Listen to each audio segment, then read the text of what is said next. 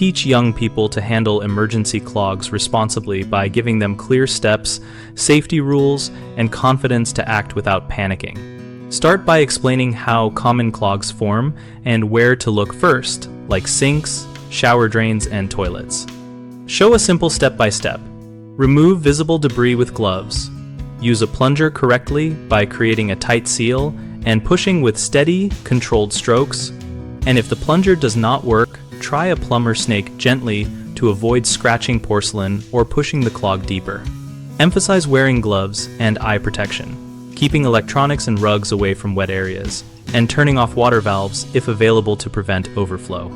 Teach how to use safe, chemical-free alternatives such as a baking soda and vinegar flush followed by hot water, and explain why strong chemical cleaners are a last resort because they can damage pipes and harm skin or eyes.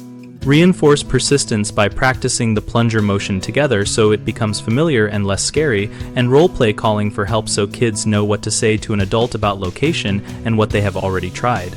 Finally, review when to stop and call a professional, such as if water continues to rise, multiple fixtures are clogged, or there is a foul odor that suggests a sewer problem.